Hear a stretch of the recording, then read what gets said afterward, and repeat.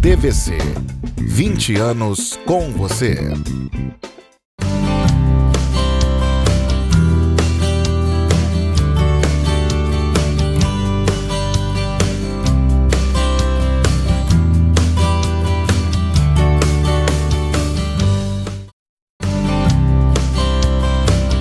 Olá, eu sou Rosina Bezerra de Mello, professora de língua portuguesa, e o Rosina de A a Z desta semana trará as dúvidas do Nardélio, de Três Rios, e o final da entrevista da semana passada com o professor Leonardo Bastos.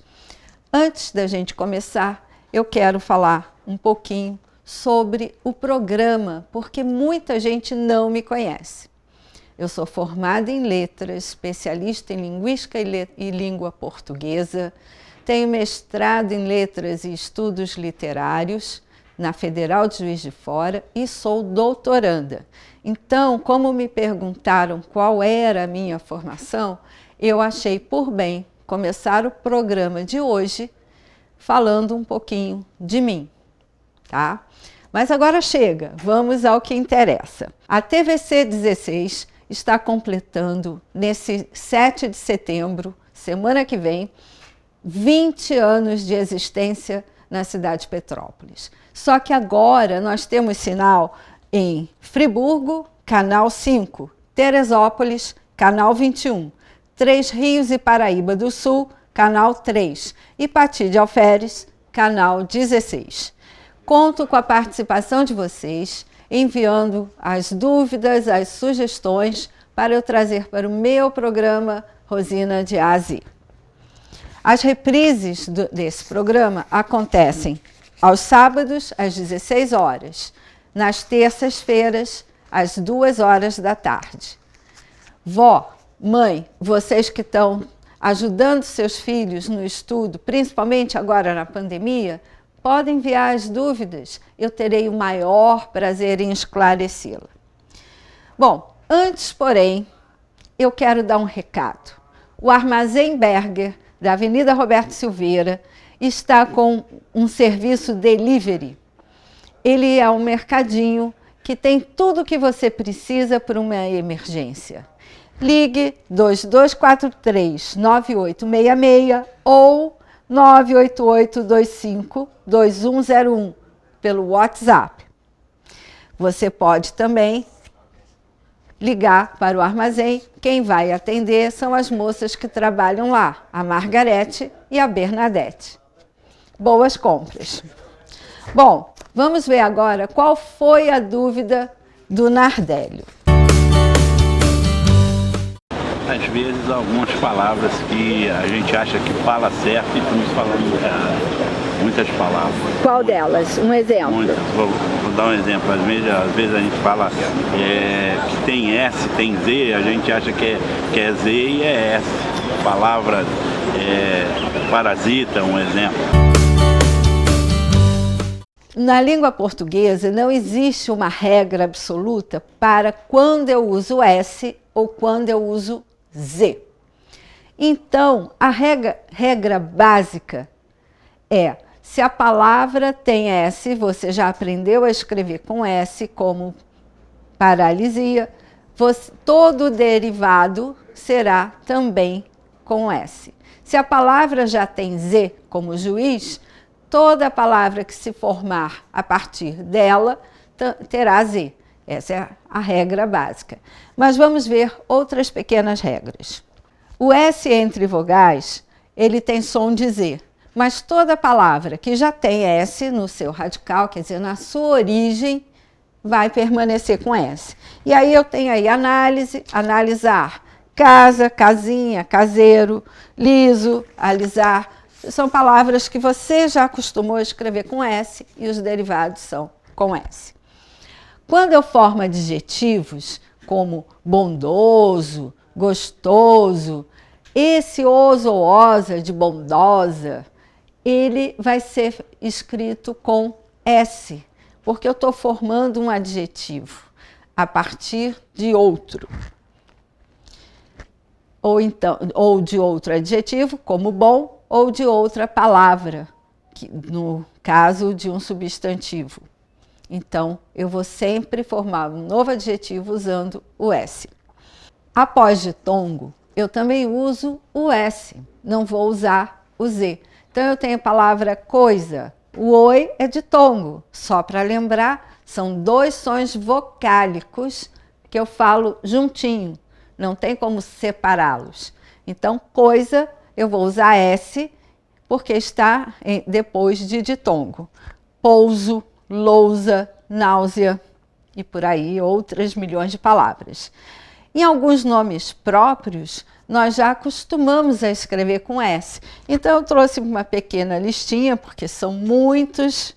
Isabel, Luísa, Rezende, Souza, Tereza. Mas há também quem escreva Tereza com Z, mas o normal é com S. E trouxe também mais uma listinha de alguns vocábulos, algumas palavras que eu também posso usar com S. Agora, para usar o Z, aí eu tenho o seguinte: as palavras que já são escritas com Z, todas as palavras derivadas delas serão escritas também com Z. Então, deslize é com Z, deslizar será com Z. Razão, eu escrevo com Z. Razoável, que é derivado, será com Z. Vazio, com Z. Esvaziar, com Z também. Quando eu transformo adjetivos em substantivos, eu vou também escrevê-los com Z, a não ser que haja o S naquela palavrinha, naquele adjetivo. Então, vamos ver alguns que eu escrevo com Z. Inválido, invalidez. Limpo, limpeza. Belo, beleza. Frio, frieza. Porque não existe o Z na origem da palavra.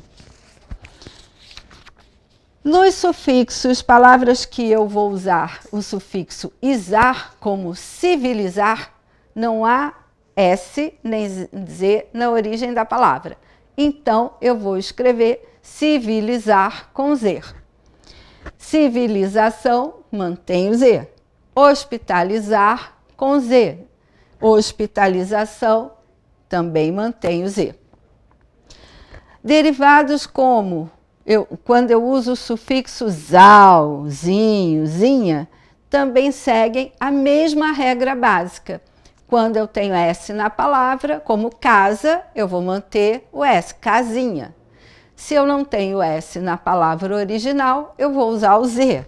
Cafezal, cafezeiro, cafezinho, arvorezinha, cãozito, avezinha. Então, a regra básica é essa. E alguns outros vocábulos a gente já aprendeu, porque desde a origem eles têm Z.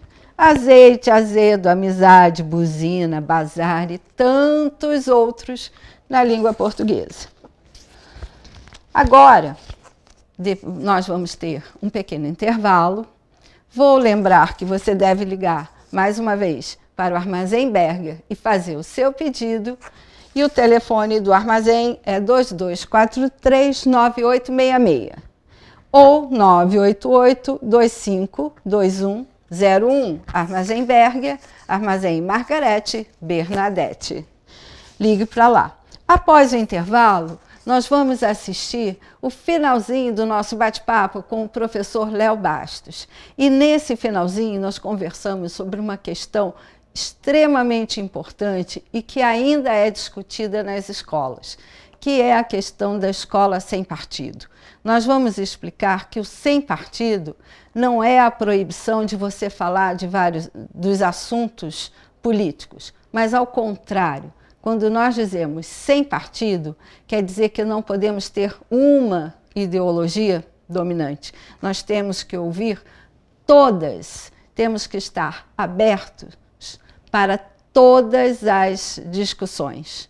Todas as formas de pensar devem ser ouvidas, ter seu lugar de fala dentro da escola. A escola é o lugar para debate, para aprendizagem, para discussão sobre todos os assuntos possíveis, e não para apenas um assunto ou a proibição de se falar em qualquer assunto.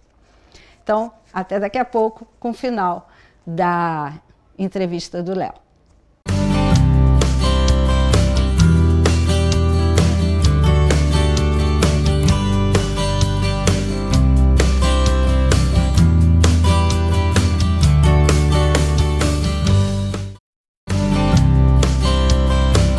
Parabéns, TVC, 20 anos de muito sucesso. A Feirinha de Itaipava vem parabenizar a TV Cidade Imperial pelos seus 20 anos, agradecendo a parceria e todo o trabalho feito para a cidade de Petrópolis, com a sua grade de programação, com as suas informações, enfim, que mais 20 anos, e mais 20 anos, e mais 20 anos venham para vocês, com muito sucesso, com muito trabalho. E parabéns para toda a equipe da TV Cidade. Um grande abraço e parabéns. Parabéns, TVC, pelos seus 20 anos com você. O quê? Informação, comunicação. Olá. Gente, aqui rapidinho, cheguei aqui para avisar vocês que agora mudou tudo. Para Getúlio, o quê? Programa do Madureira agora é terças e quinta-feira às 14h30. É ao vivo para você. Terça e quinta-feira começando às 14h30 e indo até às 4 horas com reprise às 21h30 de terça a sexta-feira. Tá esperando o quê? O quê? 20 anos TVC pra você, canal 16. Bambuzada neles, o quê? Tchau. Só bambuzar. Tem que por dentro é Madureira na Pará.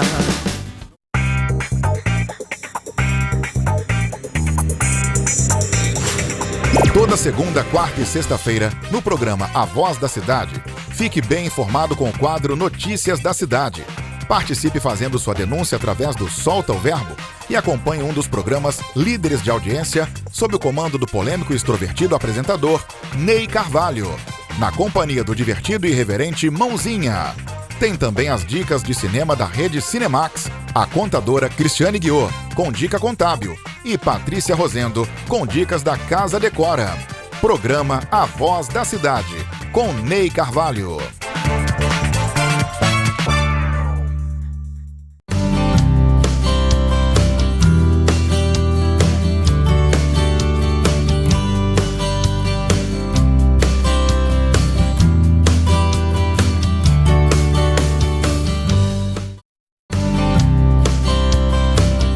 Então, Léo, pegando esse gancho do que você falou, que é a questão de você só oferecer uma linha de pensamento.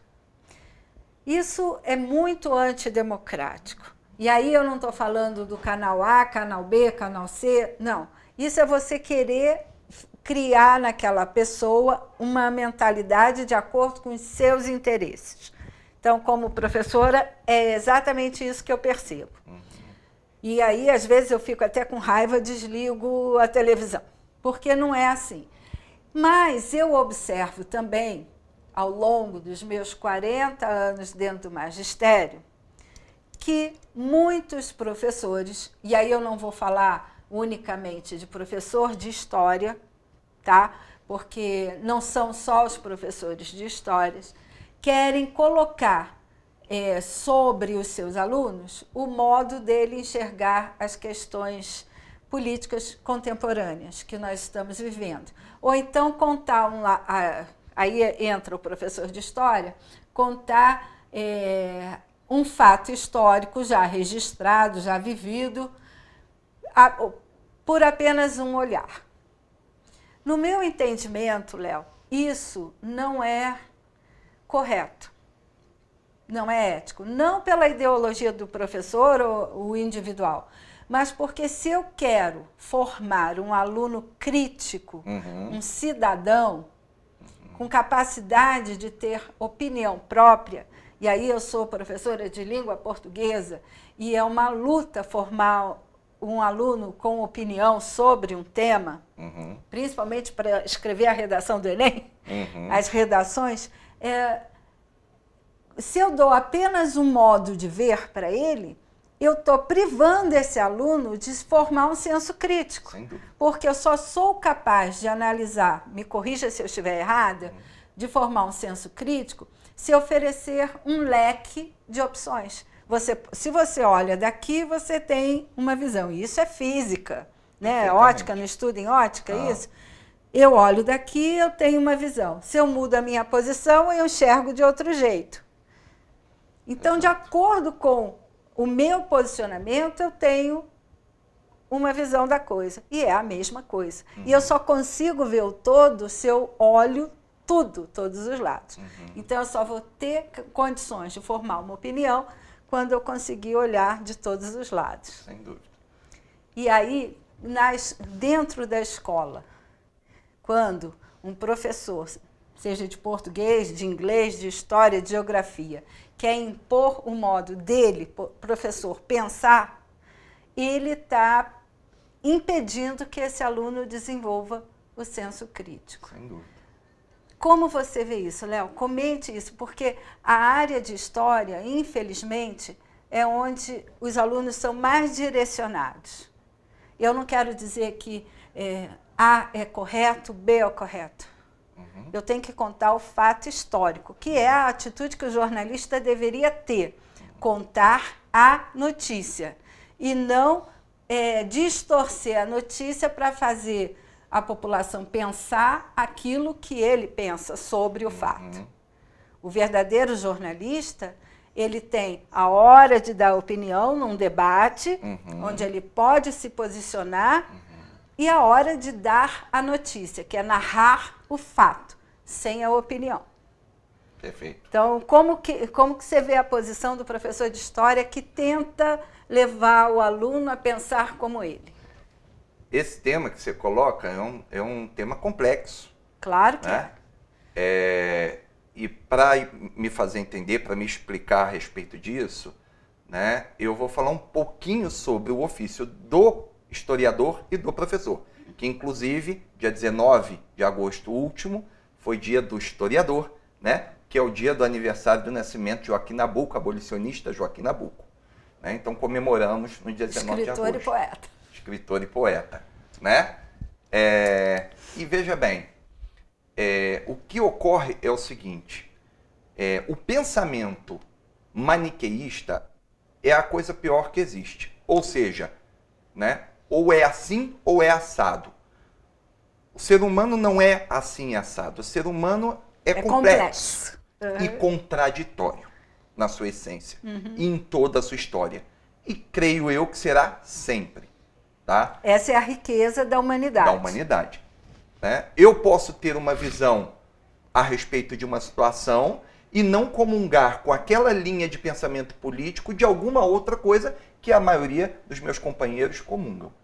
Isso, não vejo problema nenhum quanto a isso. Isso é saudável. Né? Também é saudável cada um ter sua opinião e sua posição. Com certeza. Isso é fundamental. Qual é o papel do historiador, em primeira instância? Né? É resgatar os fatos? Este é um. Agora, nós temos um segundo papel. O historiador não está apenas para relatar factualmente. Isso é jornalismo. Isso é jornalismo. Ele precisa problematizar o fato. Aí, causas e consequências. Causas, consequências. E aí, onde é que a gente entra? Qual é a seara que nós vamos entrar? É inevitável que, ao problematizar, que o historiador não opine, não se posicione, não tome partido. Partido não é partido político. É tomar uma posição diante do fato. Agora, também temos que fazer, que é obrigação, pela maneira como se constrói o pensamento científico da história, da metodologia histórica, que nós digamos ao nosso interlocutor da onde eu parto, qual é o local de fala, para que o meu interlocutor saiba exatamente quem sou e o que penso, para que ele possa, inclusive, dizer, não concordo. E aí, você, na sala de aula, partindo do historiador para o professor de história, ele tem a obrigação de passar todas essas vertentes e possibilidades e as inúmeras formas de pensar, de ver e de se analisar o fato. O que significa também dizer que é impossível que você seja plenamente imparcial. Ah, sim. Mas é sempre muito importante dizer ao seu aluno, eu parto daqui, eu me posiciono desta forma, mas existe isso, isso, isso, isso e isso. E agora você escolha e debata comigo, se for o caso, e posicione-se, e não haverá necessariamente o certo e o errado. É o que eu disse, não podemos tolerar a intolerância. Todo o restante do debate é franco e aberto. E aí, quando você preconiza, para concluir o pensamento, tentando ser o mais sintético possível, né? Quando você defende uma concepção de escola sem partido, por exemplo, é um equívoco gravíssimo. Por quê? Porque não existe possibilidade, que eu acabei de dizer, do ser humano não ter partido, não ter uma posição. Portanto, nós temos que defender não a escola sem partido, mas a escola dos múltiplos partidos, de todas as posições, tanto a escola quanto a universidade. A universidade, como o próprio nome diz, é o local do universo de conhecimentos diferentes e variados, e não do pensamento único. Então, não há escola sem partido, não há universidade sem partido. Existe escola de todos os partidos, existe universidade de todos os partidos e pensamentos. Isso, você chegou exatamente onde eu queria, porque eu estou sempre ligada à educação. Perfeito. Porque muita gente, quando escuta a palavra partido, se liga às siglas. Exatamente. E não é isso. E esquece que partido é a posição que você toma diante de um fato. Isso. Que é exatamente isso que você está falando. E aí, o que eu concordo plenamente com você é que a escola não pode ter uma única posição. Isso. Ela tem que oferecer uma multiplicidade, se possível, todo o universo de posições. E aí a gente tem debatido tanto a questão da escola inclusiva, e se você não permite que as ideias transitem ali dentro com liberdade e respeito à opinião do outro, você não tem uma escola inclusiva. Para ser a escola inclusiva, não basta apenas você matricular, registrar ali um aluno com alguma necessidade especial, com alguma comorbidade. Não, você tem que incluir dentro da escola o respeito a todas as diferenças. Diferenças ideológicas, diferenças de posicionamento de time, de futebol, de torcida, de religião, de necessidades físicas, necessidades emocionais. Questões de gênero, raça, etnia. Tudo. Eu não gosto da palavra raça, porque eu acho que nós somos uma única humanidade. Isso. Mas etnias são várias possibilidades de ramificação das famílias, dos grupos humanos, e aí as etnias, eu, particularmente como professora de português, eu aceito. É o mais adequado, concordo plenamente com você. Nós não somos como gato, cachorro, passarinho, que temos raça. Não. Nós somos uma única raça, a humana, a espécie humana. Isso. E temos diferentes etnias, até pelos conjuntos genéticos, que somos agrupados, as etnias são agrupadas pelas características genéticas, e não por sermos de outra espécie. Isso mesmo. Não somos de outra espécie. Não somos. Tá? Então, a escola inclusiva, ela tem que incluir tudo, senão ela não é inclusiva. E aí vai ter um programa, eu vou fazer um programa só para debater a questão da escola inclusiva. E aí, é claro, não vou entrar pela linha da história, nem a linha dessas questões de respeito ao pensamento do outro, que é fundamental dentro da sala de aula. Léo, você quer falar mais alguma coisa para encerrar? Porque eu acho que hoje, mas você volta, você vai voltar. Com certeza. Hoje o assunto aqui chegou aonde eu queria. A escola tem que ser múltipla, tem que ser universal para todos.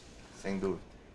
E quando a gente diz escola para todos, nós estamos dizendo que é para todas as diferenças, todas, sem exceção. Eu só quero, por último, me posicionar, tomar um partido, né? No qual eu fico extremamente entristecido, para usar uma palavra mais leve, amena, de ouvir que alguns dos nossos representantes recentemente tiveram um discurso justamente de dizer que as pessoas com algum tipo de deficiência ou necessidade atrapalham o andamento da educação, né? Essa pessoa representante máximo da educação no país pensa desta maneira. E é isso que eu acho que a gente tem que debater profundamente para entender melhor qual é o papel da sociedade e da educação, né? E, como eu disse, nesse caso, não dá para tolerar este tipo de intolerância. Então, quanto a isso, eu geralmente me posiciono de maneira veemente, firme. Não, eu concordo com você, Léo. Por isso que eu ainda farei um programa exatamente para discutir o que é uma escola inclusiva. Exatamente. O que é inclusão. Exatamente. Debater isso. E até tem um lado, não da fala dessa pessoa, mas de uma lei que está sendo modificada, que aí não foi só uma pessoa, vários pensaram, e que me causa estranheza porque tem duas interpretações em jogo. Uma é que vai tirar esse aluno com alguma necessidade de dentro da escola e do convívio das outras crianças que têm necessidades também, mas não tão aparentes. E a outra interpretação é aquela que vai possibilitar que ele, vamos supor, num horário de manhã esteja com todas essas crianças e à tarde receba um atendimento mais direcionado de acordo com o grau da sua dificuldade. E aí ele está tendo as duas coisas. Ele não está sendo excluído, ao contrário, está sendo supridas as suas carências. Agora, quando eu acabo com uma das possibilidades, eu estou sim excluindo. Léo, vamos ficar por aqui. Muito obrigada. Adorei o nosso bate-papo e quero contar com você em outras oportunidades. Rosina, eu que te agradeço, me sinto extremamente honrado, né? Você sabe da imensa admiração que eu tenho por você. Então, ser convidado para estar aqui no seu programa, para mim é uma felicidade imensa. E você sabe que você pode contar comigo, não apenas para o programa, mas para tudo que você precisar, eu estou aqui à tua disposição sempre.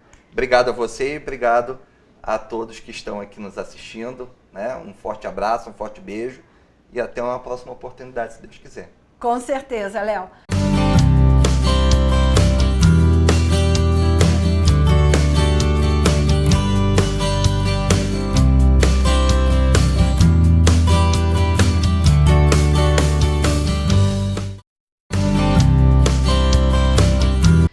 Então, vocês viram como é interessante nós termos uma escola onde nós podemos discutir sobre todos os assuntos? Na próxima semana, eu vou falar um pouquinho sobre um assunto muito sério. Nós estamos no Setembro Amarelo, que é o mês no qual nós precisamos ter um olhar mais atento, que deveria ser o ano inteiro, para a questão da depressão. Principalmente nessa pandemia, a depressão foi algo que marcou a vida de muita gente, porque perdeu o emprego, porque não teve condições de sustentar a família, porque ficou isolada e mora sozinha, ou tantas outras questões. Esse é um assunto que nós vamos discutir e refletir no programa que vem. Eu recebi um WhatsApp no intervalo, de uma avó pedindo que eu explicasse um pouquinho melhor o que é o ditongo. Vó, ditongo não são duas vogais na mesma sílaba. Nós chamamos de vogal aquele som completo, pleno. Então, o ditongo não pode ser formado por duas vogais. Vou dar um exemplo de uma palavra que tem dois sons de vogais bem fortes. Saúde. Saúde. Você tem que falar cada vogal, cada som desse de vogal, numa sílaba, porque não tem como falar junto. Se eu falo junto, fica saúde. porque um som é uma vogal completa e o outro som fica reduzido e eu chamo de semivogal. Não deixa de ser um som vocálico, mas não é um som completo. Saúde, saída. Então, isso são duas vogais e eu vou ter um hiato. Para ter um ditongo, eu tenho que falar um desses sons vocálicos com menos intensidade, fraquinho. É o caso do boi. Eu tenho o O mais forte e o I fraquinho.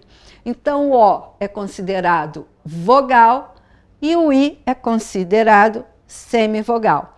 E aí eu tenho que colocá-lo, esse I pequenininho, fraquinho, que não tem intensidade para formar uma sílaba sozinho, ele vai ficar junto com o O, que é a vogal. Boi, muito. Então, eu tenho um ditongo. Então, o ditongo é formado por uma vogal mais o som de uma semivogal, que é também um som vocálico. Vó, parabéns por estudar com seu neto, parabéns por tirar suas dúvidas para poder esclarecer a dúvida do seu netinho. Você também pode participar do programa enviando as suas dúvidas para o WhatsApp que aparece na sua telinha. Geralmente eu não atendo o telefone porque eu trabalho o dia todo, não apenas no horário em que eu estou aqui no programa. E geralmente com aluno em sala de aula, então não posso ficar atendendo o telefone. Então eu peço a você que mande sua mensagem, pode ser em voz, não tem problema, para o WhatsApp.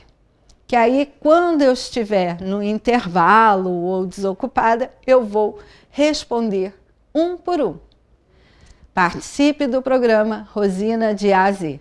E até semana que vem com você.